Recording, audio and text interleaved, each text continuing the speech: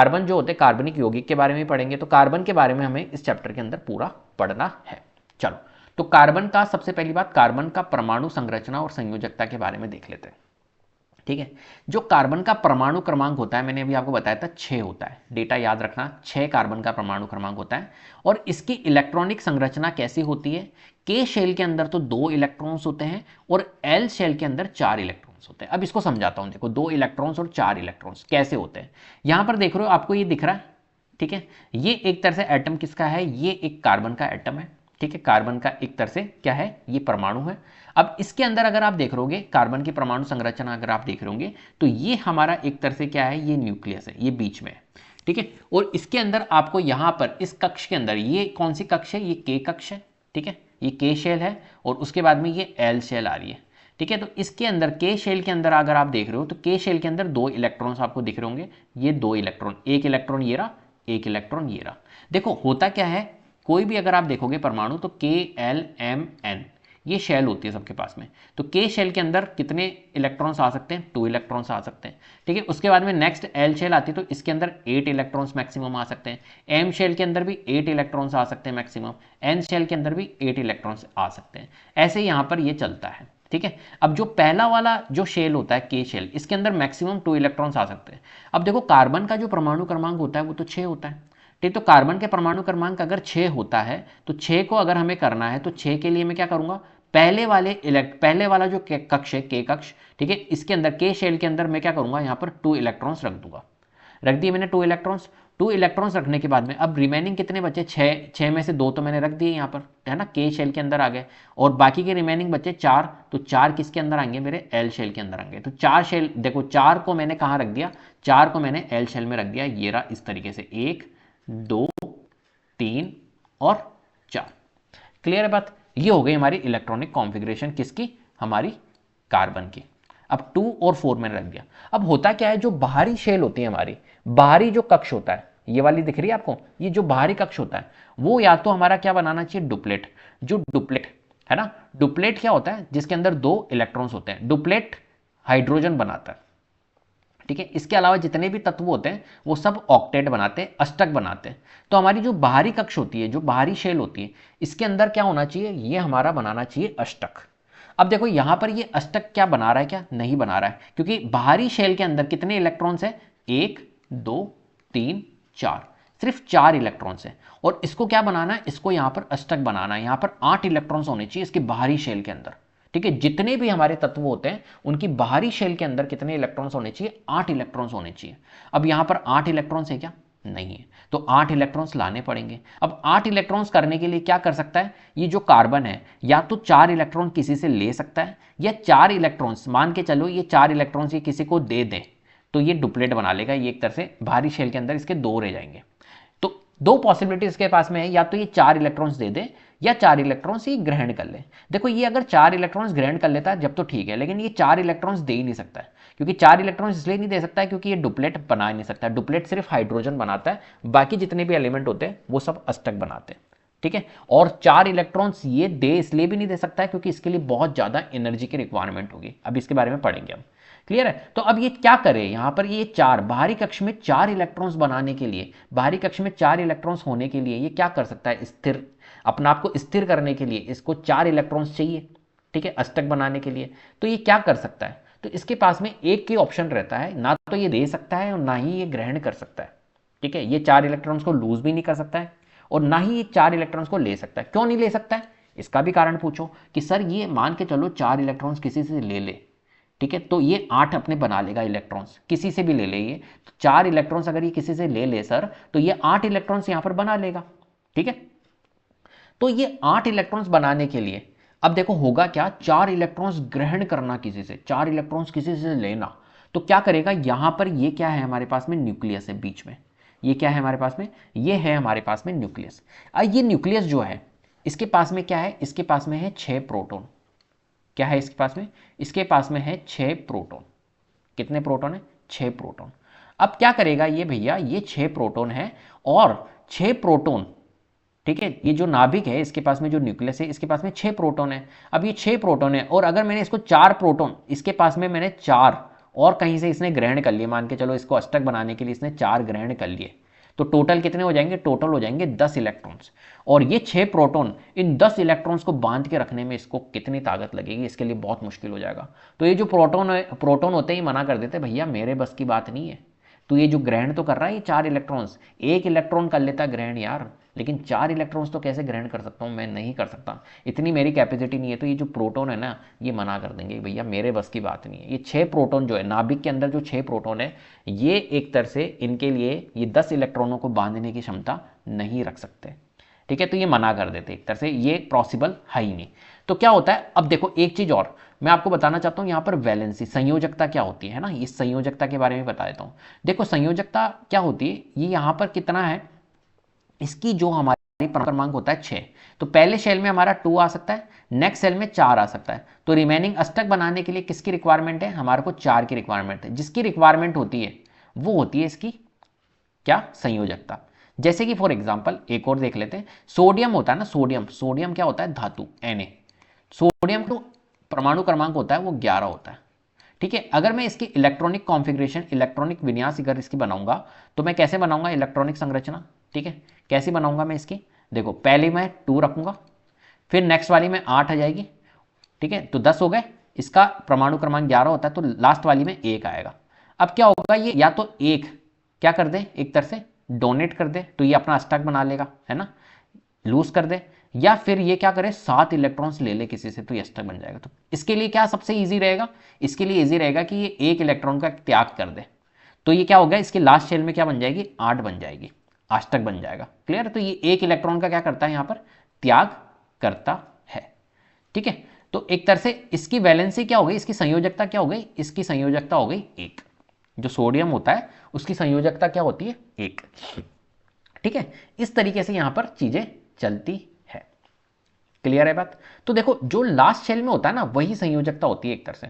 यहां पर last shell में कितना है, इसके लास्ट शेल में इसके 1 है, ठीक है, तो ये क्या करेगा 1 इलेक्ट्रॉनों का त्याग करेगा, तो ये अष्टक बना लेगा, तो इसके लास्ट शेल में 1 था, तो यही इसकी संयोजकता है। तो जिसकी भी लास्ट शेल में 1 होता है, 2 होता है, 3 होता है, तो इनकी संयोजकता क्या होती है एक तरह से, यही होती है 1 2 3।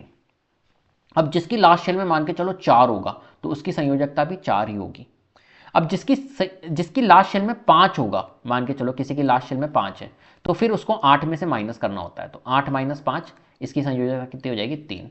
किसी की लास्ट शेल में 6 है, तो उसको 8 में से माइनस कर दो 6, तो उसकी संयोजकता हो जाएगी 2।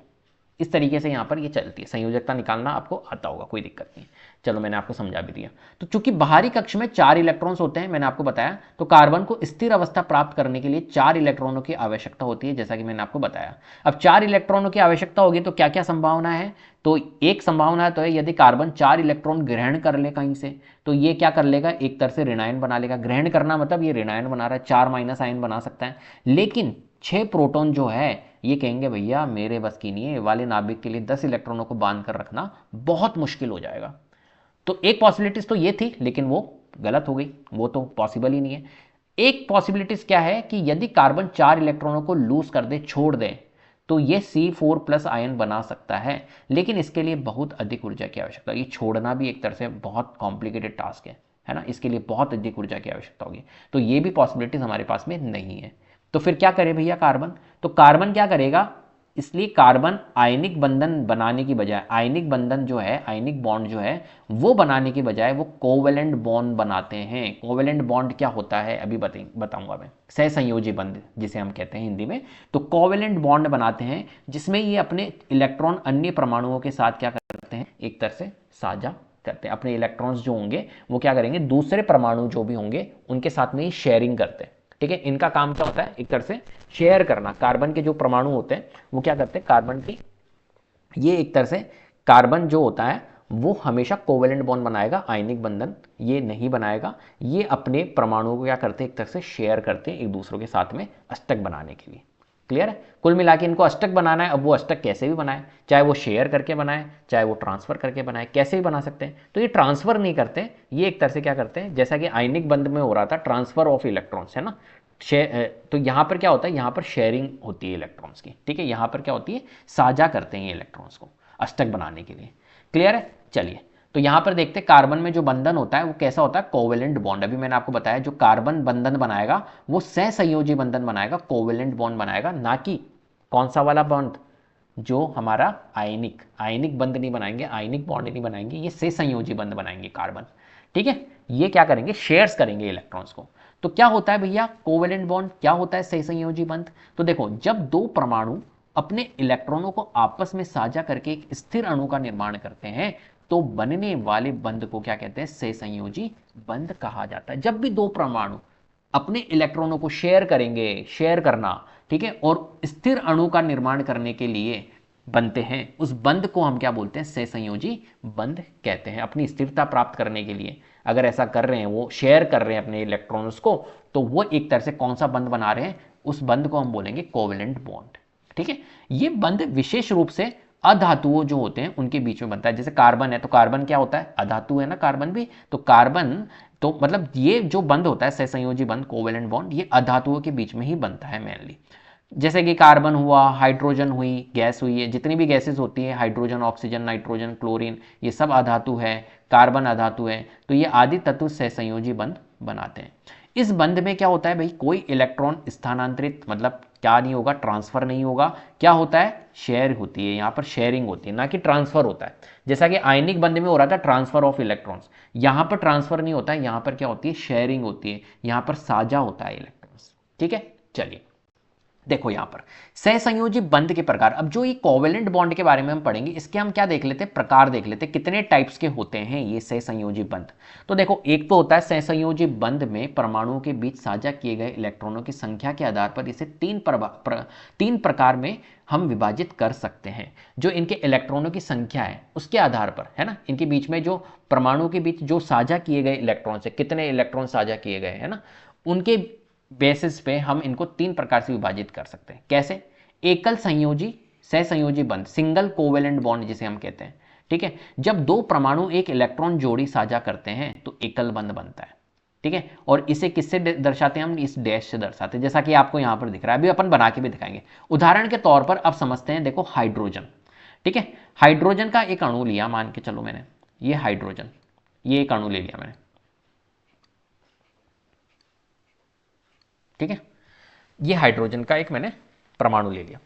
अब देखो ये हाइड्रोजन अणु है, तो हाइड्रोजन का एक परमाणु और हाइड्रोजन का एक और परमाणु, ये मैंने ले लिया।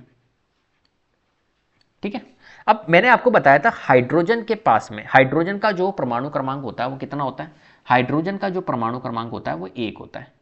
तो मैंने यहां पर जितना हाइड्रोजन का परमाणु क्रमांक होगा तो 1 होगा, तो इसकी जो संयोजकता होती है वो 1 होती है। तो संयोजकता हम यहां पर लिख लेते हैं, यहां पर मैंने लिख लिया, एक डॉट मैंने लगा दिया। ठीक है, हाइड्रोजन का एक डॉट। ऐसे ही यहां पर हाइड्रोजन का जो परमाणु क्रमांक होता है वो कितना होता है, 1, तो इसकी संयोजकता 1, तो यहां पर मैंने 1 लगा दिया। ठीक है, अब ये भाई साहब क्या करेंगे, ये भाई साहब अपना हाइड्रोजन को क्या बनाना होता है, स्थिरता प्राप्त करने के लिए डुप्लेट की जरूरत होती है, मैंने आपको बताया था। बाकी सभी एलिमेंट को अष्टक बनाना होता है स्थिरता प्राप्त करने के लिए, लेकिन हाइड्रोजन को डुप्लेट 2 की रिक्वायरमेंट होती है ना स्थिरता प्राप्त करने के लिए। तो हाइड्रोजन क्या करेगा, इस वाला हाइड्रोजन, ये जो हाइड्रोजन का परमाणु है, ये जो हाइड्रोजन का परमाणु है, ठीक है, ये क्या करेगा, एक तरह से इसके साथ में इस वाले हाइड्रोजन के, इस हाइड्रोजन का, ये जो हाइड्रोजन का परमाणु है इसके साथ में क्या करेगा, अपने इलेक्ट्रॉन्स को शेयर करेगा। इसका एक इलेक्ट्रॉन ये है, तो ये क्या करेगा, इसका जो डुप्लेट बनाने के लिए एक तरह से इसको स्थिरता प्राप्त करने के लिए 2 की जरूरत है, तो ये क्या करेगा, ये वाला इलेक्ट्रॉन्स इससे शेयर कर लेगा, तो ये ऐसे लेके और ये बना लेगा। तो इसके पास में क्या हो जाएंगे, इस हाइड्रोजन के पास में ये 2 इलेक्ट्रॉन हो गए। ऐसे ये वाला हाइड्रोजन का परमाणु जो है, ये जो हाइड्रोजन का परमाणु है, ये इसके साथ में इलेक्ट्रॉन शेयर कर लेगा, तो इसके पास में भी ये क्या बन जाएंगे, 2 इलेक्ट्रॉन।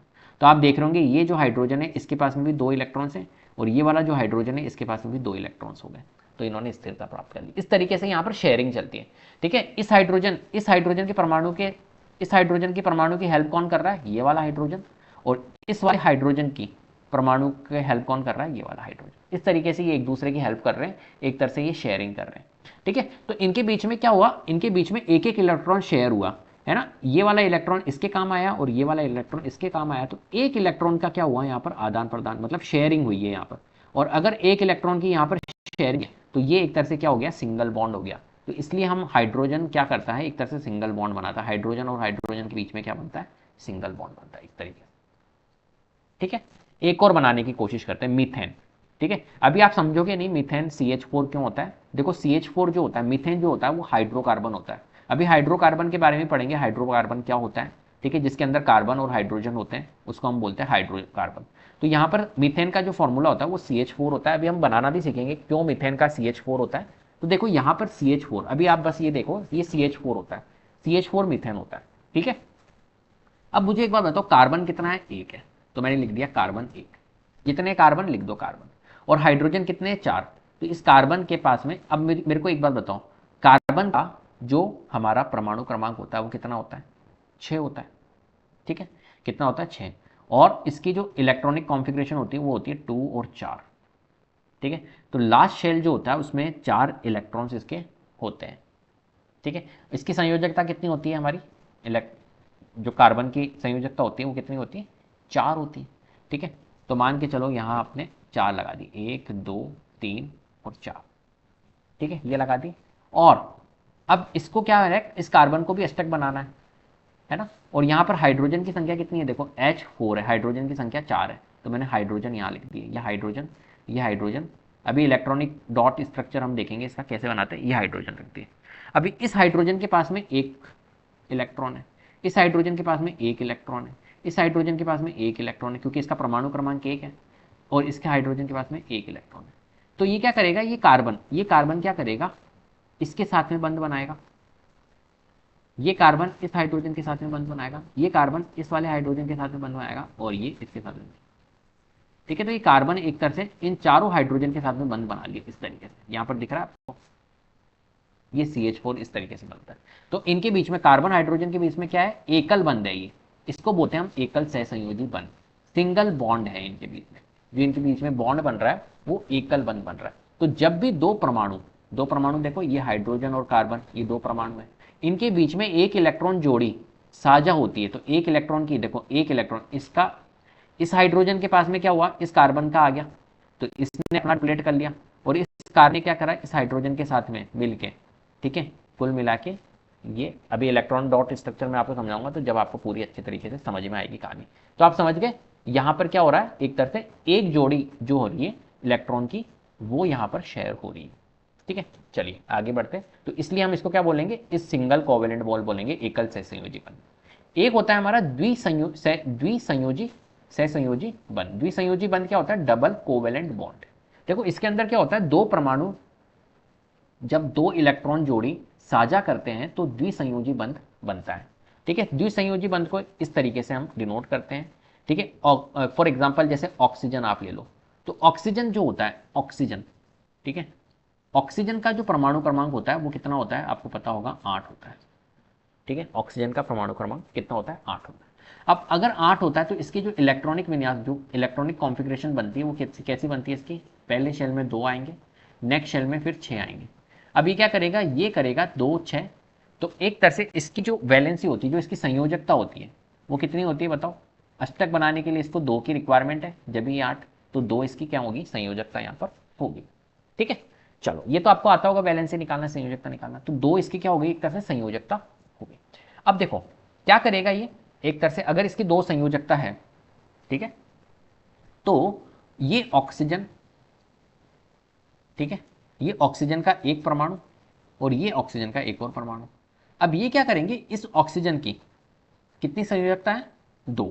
ठीक है, ऑक्सीजन के जो एटॉमिक, जो हमारा परमाणु क्रमांक होता है वो 8 होता है, और लास्ट शेल के अंदर कितने होते हैं इसके, लास्ट शेल के अंदर होते हैं इसके 6।